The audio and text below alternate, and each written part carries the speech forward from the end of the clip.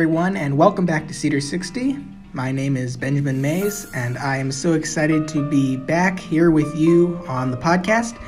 It has been a few very long months, but we are happy to be back to bring you the podcast in a new format.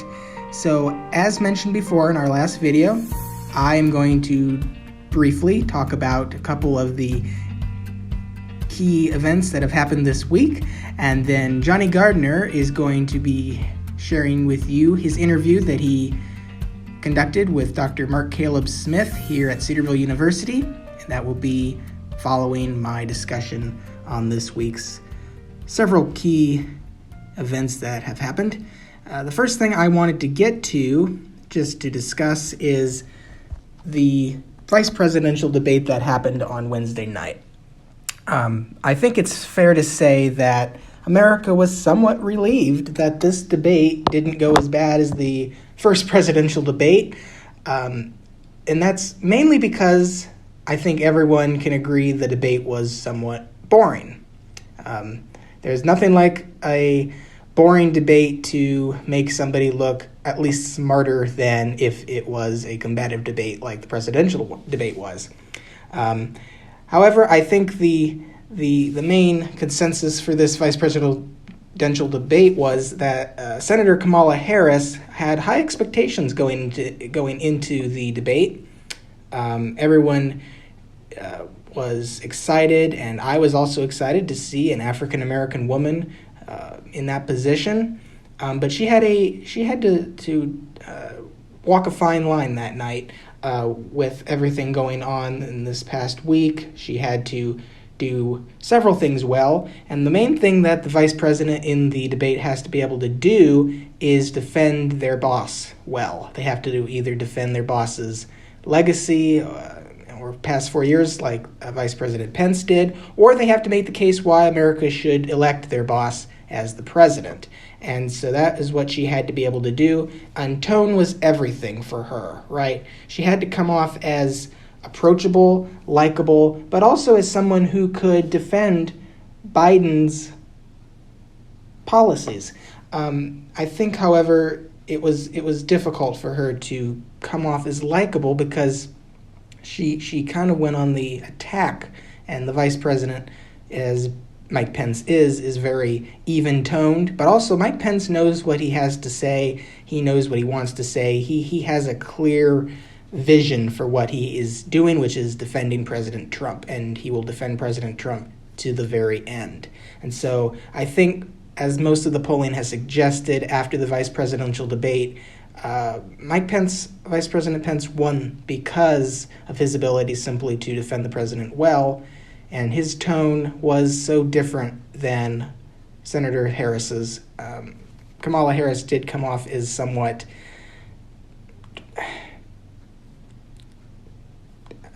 I guess you would say, condescending is the best word I have, and also just somewhat a little bit arrogant, and that doesn't go well with the overall electorate if you're trying to win people over, which is what a debate is supposed to be about.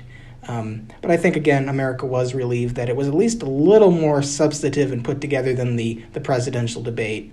And so on a different note, moving away from that, just breaking today, the word has come that President Trump has declined to participate in the virtual presidential debate that was scheduled to happen. He has decided not to take part in that. I think for him that might be that's definitely a risky decision. I think debates usually are a good thing to take part of, and rarely have we ever seen a sitting president decline to, that I can remember, ever decline to participate in a debate, even if it is virtual because of COVID. So that's an interesting development that I think we will be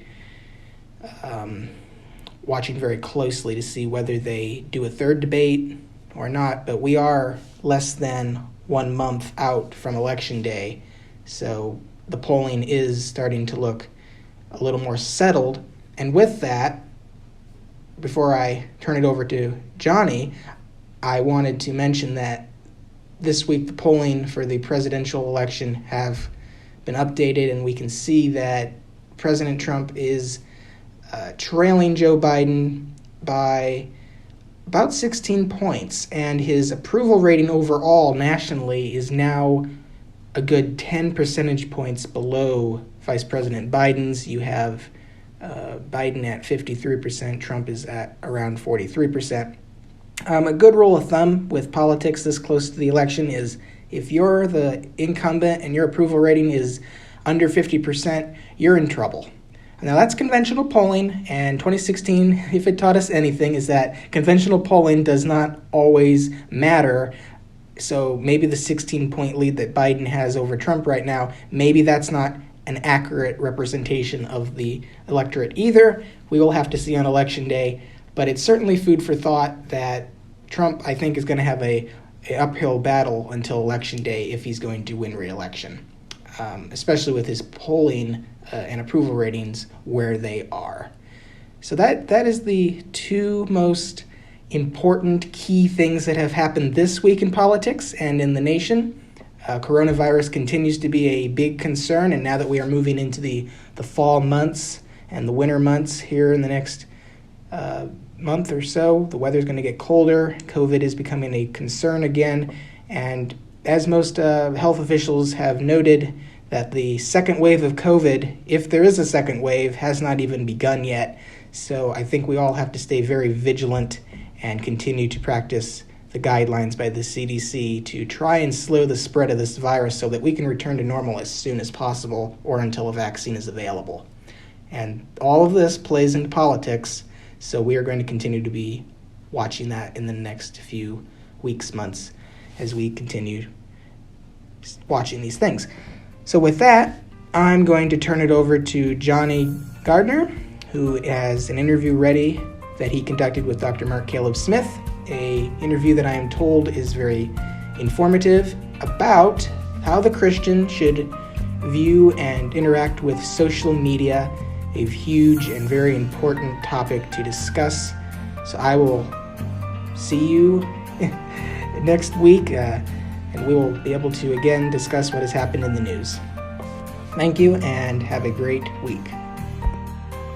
Hi, my name is Johnny Gartner, and joining me today via Zoom is Dr. Mark Caleb Smith. Dr. Smith is Director of the Center for Political Studies and Chair of the Department of History and Government here at Cedarville University. Thanks for joining us, Dr. Smith. It's my pleasure, Johnny. I'm happy to do it. Thank you so much. So today, I'd like to talk about politics, and our goal at Cedar 60 is to provide an avenue for Christian college students to think about how they can use their faith and put that faith into practice in politics. So my first question for you is maybe to introduce your background on your use of social media, and not just social media, but how your role, you kind of do interviews with the news media, and maybe kind of talk about how your faith influences how you perform and use those platforms. It's a really good question. You know, I don't know if I'd say late. I kind of came late to social media in the sense that when MySpace happened and then Facebook happened, I wasn't really interested in doing it for quite a while. Mm-hmm. Twitter came a little bit after that, but I eventually decided that it was really a good way to keep in touch with people. And I actually did a study abroad trip with some students, and decided to just join Facebook and create a group of mm-hmm. those students so we could keep in touch. And so I came kind of a little bit late to it, probably compared to most people. And, you know, I've stuck with it, although I do very little Facebook these days. I do mostly Twitter. I don't do hardly any Instagram, although I have an account that I occasionally check. So I wouldn't call myself prolific on social media. I probably look at Twitter the most for news. Right. Twitter's its own dumpster fire in a sense, but they're all dumpster fires to one degree or another, but they're still enjoyable in their own way. But, you know, as far as my faith goes, you know, it really limits pretty radically what I share, honestly, because I try to be continually reminding of myself that I'm a Christian, that I have a responsibility to represent myself well, to represent my university well, to represent my family well. And it really does limit what I do quite a bit. So I do a lot of drafting of tweets and delete them. because I'm just like, I really shouldn't say this, even though I want to. I really shouldn't say this, and so there's a filter there that I, if I'm honest with you, that I wish some of my brothers and sisters in Christ would exercise that filter a little more, and sometimes I should too. Yeah, so that's great. Thanks so much. In terms of, using that filter, kind of what you were talking about, a lot of people my age use social media a lot heavier than probably people from your generation do. And I find myself often reading things that people say and really wanting to reply to it. In terms of using social media as a platform to share the gospel in terms of politics, how do you suggest people use social media to filter what they say, but still be able to say good things? So what I really try to do, and it's kind of simplistic in a way, but I really try to focus on speaking the truth when I can. And then I also try to focus on being decent and respectful and hopefully loving when I do it. So you can still have fun. You can still sort of, appropriately make fun of people sometimes, or mock people, gently mock people, highlight something absurd. I don't think there's anything wrong with anything like that, but I really do try to use it to be positive and then also to tell the truth. But sometimes telling the truth can mean you're negative because you're pointing out someone's flaws. Maybe you're being critical of a politician. Sometimes that just comes with the territory. So, I think sometimes people just assume, well, if you try to be respectful and honorable and loving, you can't tell the truth. Or if you tell the truth, you certainly can't be those things. Well, I think we have to put them together and just do your best at that point. Great. So I guess perhaps another question that I might have for you is oftentimes social media has a very negative connotation. How do you think that we can maybe use social media to change that connotation? And maybe what are suggestions about using our platform as gospel witnesses on places other than social media? Do you think social media can be an effective place to gospel witness or no? I think it can be. I think it can be an effective platform. I think it's limited in what it can do. Social media, I think, struggles to provide people with community.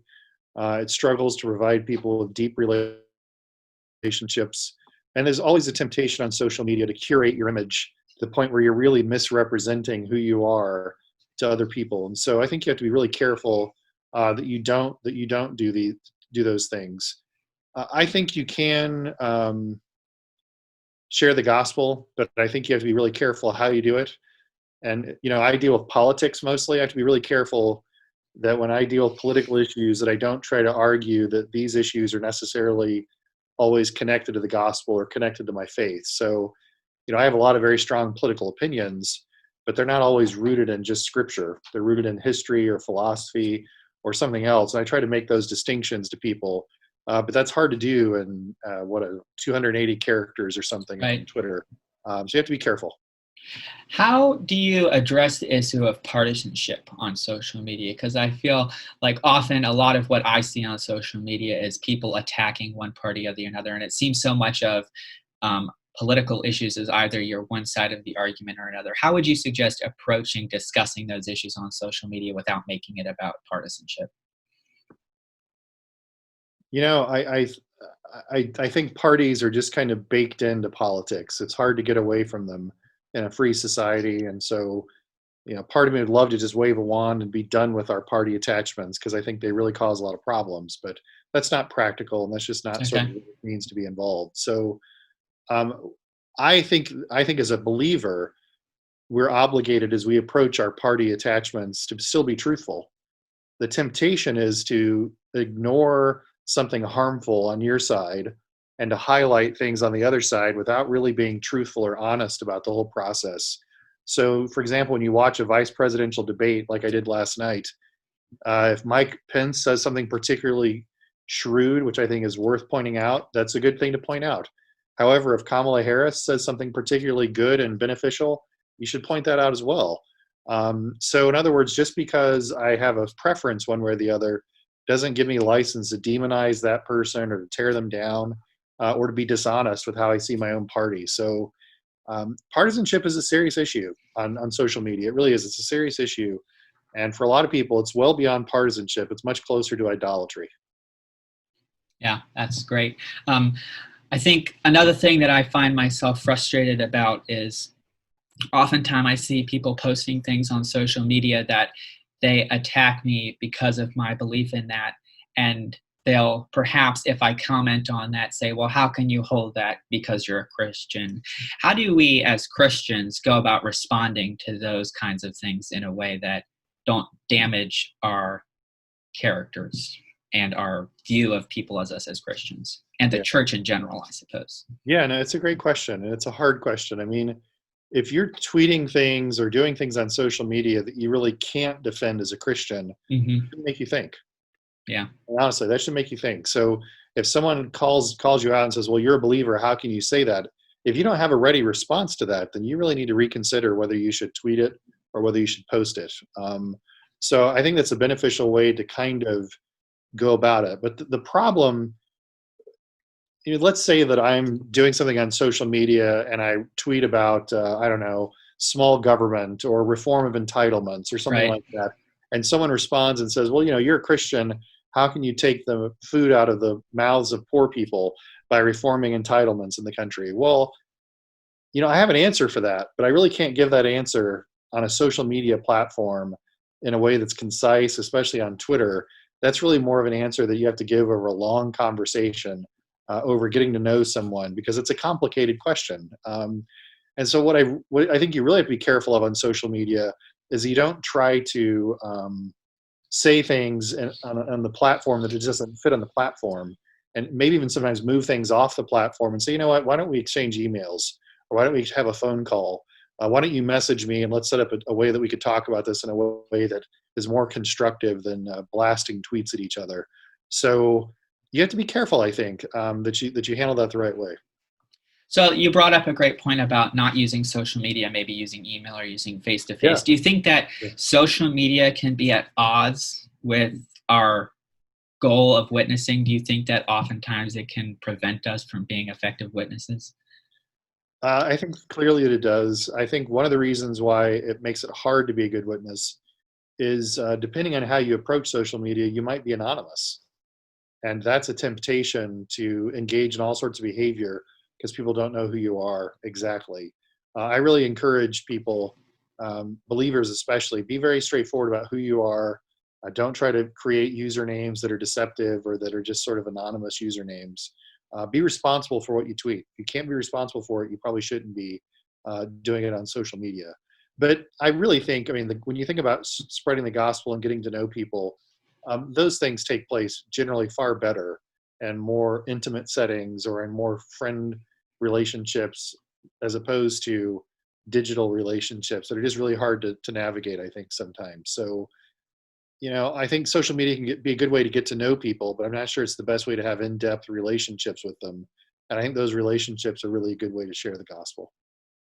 Perfect. Thank you. I have just a couple more questions for you. My next question really is, before I go to the final question, is if you had one thing to say to my generation about our use of social media and whether we should use it or how we can effectively use it, what would that be?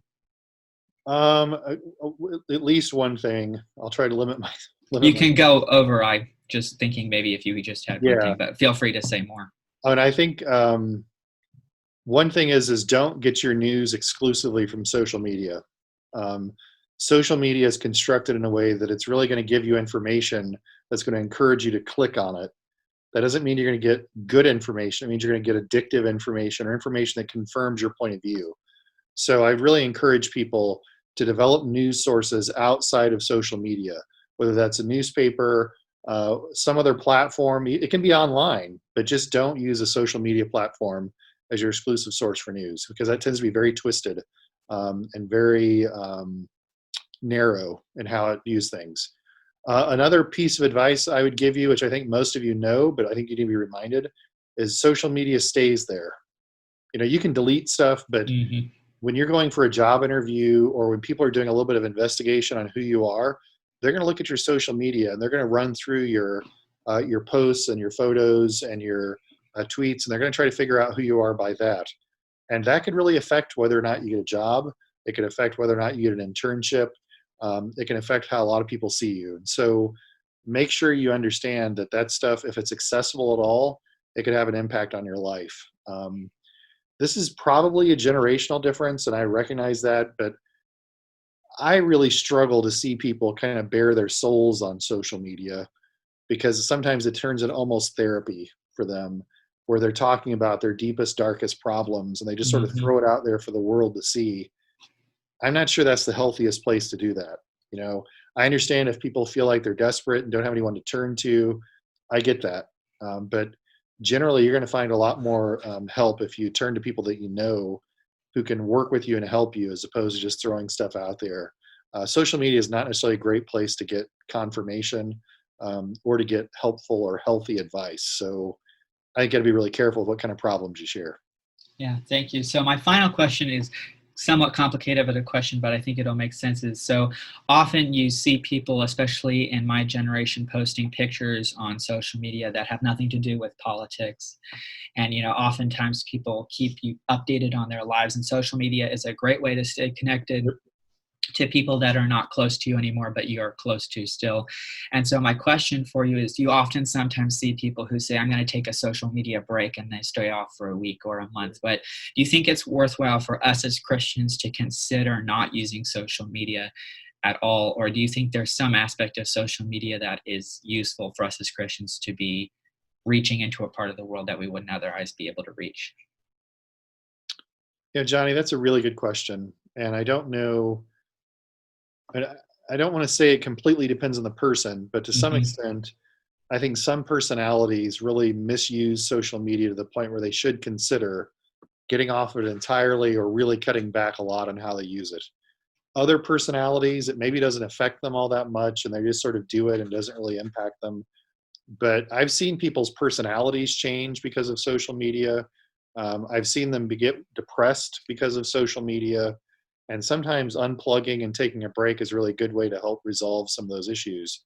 I think we should consider as believers taking a fast from social media periodically, just to sort of remind yourself about the world outside of that platform. And I think frequently people figure out, I kind of like this world better.